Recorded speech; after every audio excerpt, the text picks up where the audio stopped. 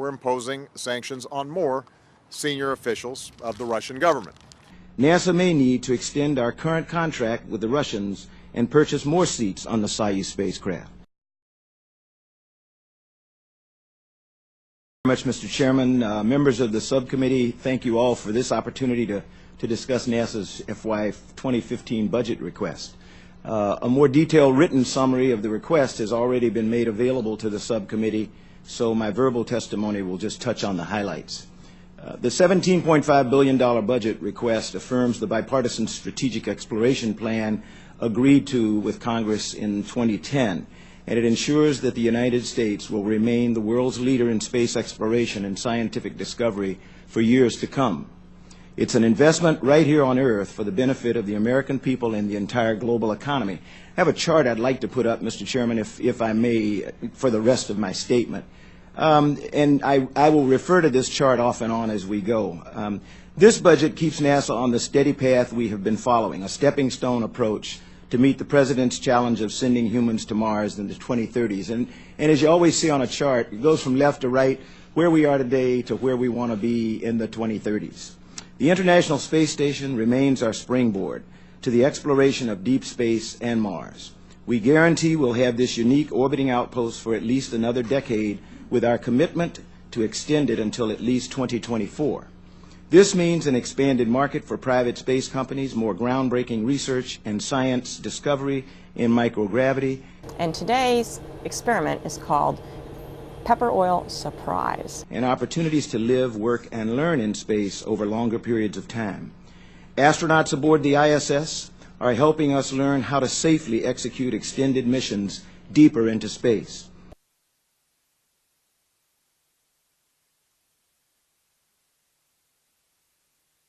Later this year, we will see exploration flight test, or EFT-1, of Orion. NASA is pressing forward with development of the Space Launch System and Orion, preparing for an uncrewed mission of the two together in fiscal year 2018. The budget also supports the administration's commitment that NASA be a catalyst for the growth of a vibrant American commercial space industry. Already, two companies, SpaceX and Orbital Sciences, are making regular cargo deliveries to the space station. Later this year, we'll move beyond commercial cargo and award contracts to American companies to send astronauts to the station from American soil and end our sole reliance on Russia. Over the last several days, we've continued to be deeply concerned by events in Ukraine. We've seen an illegal referendum in Crimea, an illegitimate move by the Russians to annex Crimea, and dangerous risks of escalation, including threats to Ukrainian personnel in Crimea and threats to southern and eastern Ukraine as well. These are all choices that the Russian government has made, choices that have been rejected by the international community as well as the government of Ukraine. And because of these choices, the United States is today moving, as we said we would, to impose additional costs on Russia. Based on the executive order that I signed in response to Russia's initial intervention in Ukraine, we're imposing sanctions on more senior officials of the Russian government. If Congress fully funds our fiscal year 2015 request, I believe we can do this by the end of 2017. Unfortunately, due to the reduced funding the past few years for the President's Launch from America plan, NASA may need to extend our current contract with the Russians and purchase more seats on the Soyuz spacecraft. NASA may need to extend our current contract with the Russians and purchase more seats on the Soyuz spacecraft. As we said we would, to impose additional costs on Russia. Based on the executive order that I signed in response to Russia's initial intervention in Ukraine, we're imposing sanctions on more senior officials of the Russian government.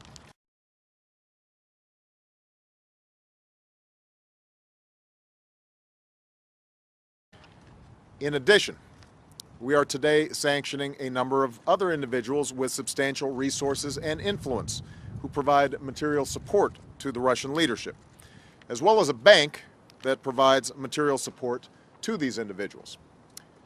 Now, we're taking these steps as part of our response to what Russia has already done in Crimea. At the same time, instead of investing $450 million into the U.S. economy to support American jobs, we could be spending that money in Russia. Budgets are about choices.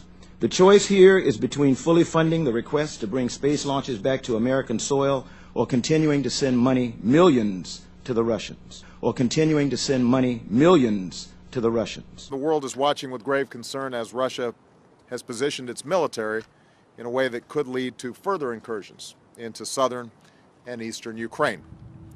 For this reason, we've been working closely with our European partners to develop more severe actions that could be taken if Russia continues to escalate the situation.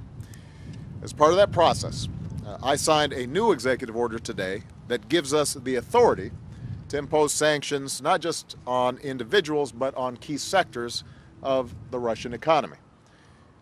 This is not our preferred outcome. These sanctions would not only have a significant impact on the Russian economy, but could also be disruptive to the global economy. However, Russia must know that further escalation will only isolate it further from the international community.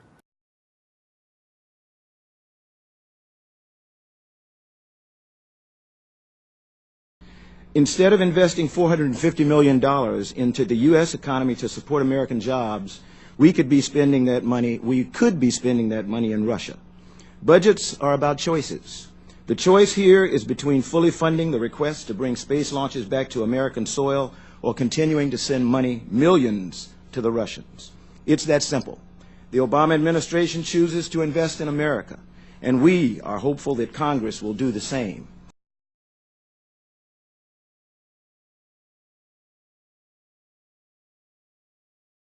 In addition to continuing ISS research, strengthening partnerships with commercial and international partners, and building the next generation heavy lift rocket and crew capsule to take our astronauts farther into space than ever before, our stepping stone approach includes a plan to robotically capture a small near-Earth asteroid and redirect it safely to a stable orbit in the Earth-Moon system where astronauts can visit and explore it.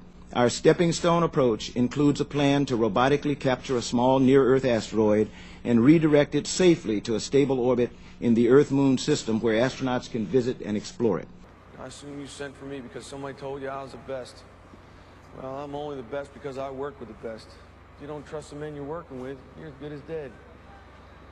If you want to send these boys into space, fine. I'm sure they'll make good astronauts. But they don't know jack about drilling. What's your contingency plan? Contingency plan? Your backup plan. You gotta have some kind of backup plan, right? No, we don't have a backup plan. This is it. And this is the best that you could, that the government, the U.S. government can come up with? I mean, you're NASA, for crying out loud. You put a man on the moon. You're geniuses. You're the guys that think his shit up. I'm sure you got a team of men sitting around somewhere right now just thinking shit up and somebody backing them up. You telling me you don't have a backup plan? That these 8 Boy Scouts right here, that is the world's hope? That's what you're telling me? Yeah. Our stepping stone approach includes a plan to robotically capture a small near-Earth asteroid and redirect it safely to a stable orbit in the Earth-Moon system where astronauts can visit and explore it. Our asteroid redirect mission will help us develop technologies, including solar electric propulsion, needed for future deep space missions to Mars. Under our asteroid initiative, we enhance detection and characterization of near-Earth objects and improve understanding of asteroid threats to the planet. NASA's fiscal year 2015 budget request continues support for science missions, heading toward destinations such as Jupiter and Pluto. It enables NASA to continue making critical observations of Earth and developing applications to directly benefit our nation and the world. It maintains steady progress on the James Webb Space Telescope toward its 2018 launch.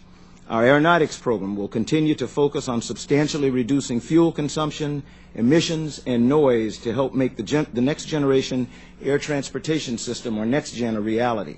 Finally, all of NASA's investments help drive technology and innovation, spur economic activity, and create jobs. That's why the President's Opportunity, Growth, and Security Initiative, with congressional approval, will provide NASA nearly $900 million in additional funding in FY15 to focus on specific areas where we can advance our priorities. The fiscal year 2015 budget advances NASA's strategic plan for the future. We'll continue to build U.S. preeminence in science and technology, improve life on Earth, and protect our home planet while creating good jobs and strengthening the American economy. Thank you, Mr. Chairman. I'll be happy to respond to any questions you or other members of the subcommittee may have.